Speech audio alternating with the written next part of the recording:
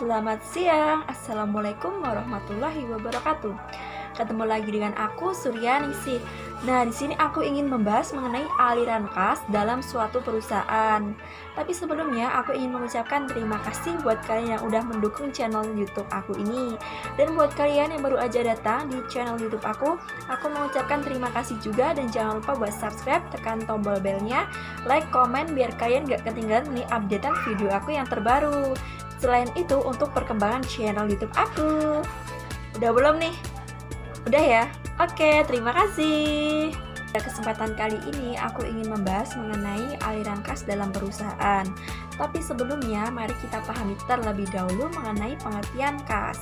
Kas ini adalah suatu aktiva lancar yang dimiliki oleh perusahaan yang berupa uang tunai, uang logam, dan benda lain yang digunakan oleh perusahaan untuk alat pembayaran. Jadi dapat disimpulkan, aliran kas dalam perusahaan ini adalah aliran atau arus kas yang berupa uang masuk, uang keluar dalam perusahaan yang kegunaannya untuk menghasilkan suatu keuntungan di dalam perusahaan. Mengenai keuntungan, perusahaan ini harus memperoleh keuntungan. Jadi kesimpulannya, uang yang masuk dengan uang yang keluar harus lebih banyak yang uang masuk supaya perusahaan memperoleh keuntungan. Selain keuntungan, perusahaan juga harus memperhatikan ketersediaan kas dalam perusahaan supaya perusahaan ini tidak kehabisan uang untuk memenuhi kewajiban-kewajiban pembayarannya. Oke, langsung aja ke pembahasan kita ya mengenai aliran kas dalam perusahaan. Aliran kas dalam perusahaan ini diawali dengan pemberi pinjaman dan pemilik perusahaan yang menyetorkan uang atau memberikan uang kepada perusahaan sebagai modal awal perusahaan untuk memulai bisnisnya. Umumnya ini berupa uang. Bisa juga barang, tapi biasanya itu berupa uang. Nah, setelah perusahaan ini menerima uang atau barang dari pemberi pinjaman dan pemilik perusahaan, perusahaan akan mengubahnya menjadi kekayaan yang lain atau aset yang lain. Misalnya untuk membeli gedung, kendaraan, tanah, mesin. Kegunaannya yaitu untuk mendukung operasional perusahaan supaya berjalan dengan lancar. Dengan tujuan yaitu untuk memperoleh keuntungan. Selain diubah menjadi aset-aset yang itu tadi, perusahaan juga harus menyisakan uang untuk disimpannya. Kenapa? Karena untuk berjaga-jaga kalau perusahaan ini mengeluarkan uang untuk pembayaran-pembayaran yang lain. Setelah perusahaan mengubah uangnya menjadi aset-aset yang lain, aset-aset itu akan digunakan oleh perusahaan untuk memproduksi suatu produk. Misalnya perusahaan tadi kan membeli mesin. Nah, mesin ini akan digunakan oleh perusahaan untuk menghasilkan suatu produk. Dalam menghasilkan produk, perusahaan bisa menghasilkan suatu barang atau jasa, tergantung dengan perusahaan itu, apakah perusahaan itu perusahaan dagang atau perusahaan jasa. Misalnya, perusahaan itu mengeluarkan uang untuk membeli suatu barang dagangan yang akan dijualnya kembali, maka disebut dengan perusahaan dagang. Tapi tunggu dulu, perusahaan juga bisa memproduksi produknya sendiri. Misalnya kalau perusahaan itu adalah perusahaan manufaktur, maka perusahaan itu akan membeli bahan baku dan bahan penolong akan digunakan untuk memproduksi suatu produk. Nah, ini disebut dengan perusahaan manufaktur. Kenapa? Karena perusahaan ini memproduksi barang dagangannya sendiri. Tapi kalau perusahaan ini adalah perusahaan jasa, maka perusahaan itu menghasilkan suatu jasa. Misalnya yaitu perusahaan jahit. Berarti kan itu perusahaan yang menjahit suatu pakaian atau perusahaan jasa angkutan. Nah, setelah perusahaan ini memproduksi suatu barang atau jasa, perusahaan akan menjualnya ke para pembeli atau customer dengan tujuan untuk memperoleh suatu keuntungan atau uangnya yang bisa kembali lagi ditambah dengan laba atau keuntungan.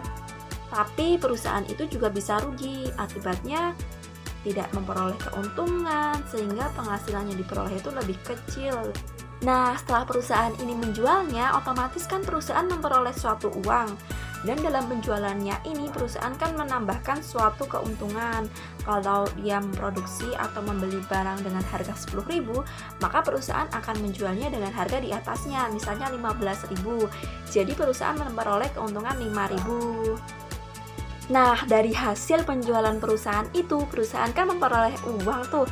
Uangnya kan terdiri dari dua, yaitu ada keuntungan dan uang, ya istilahnya harga pokok penjualan ya, atau harga kulaan istilahnya.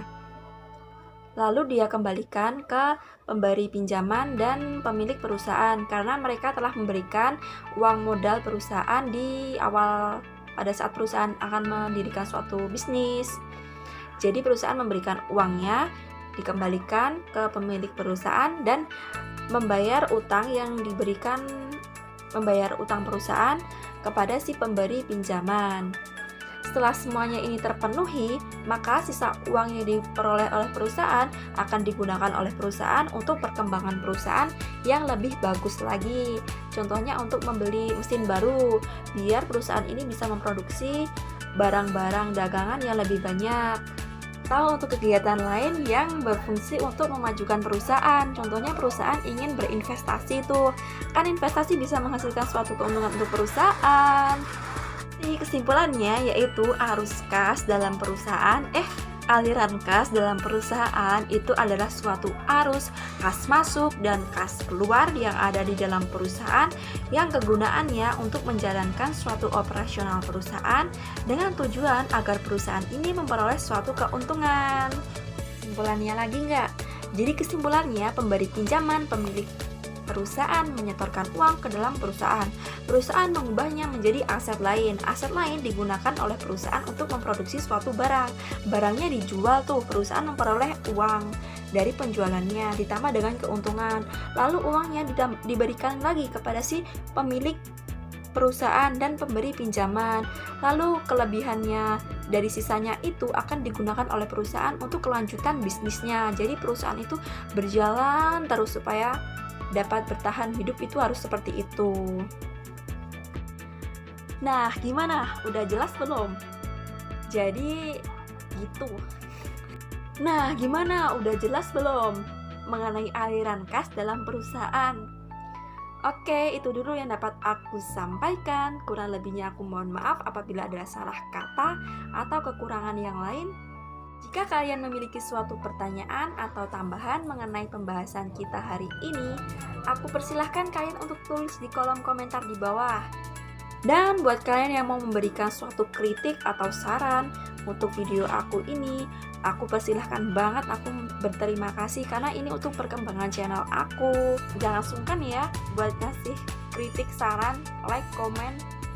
Dan jangan lupa buat subscribe, tekan tombol belnya biar kalian gak ketinggalan mengenai updatean video aku yang terbaru.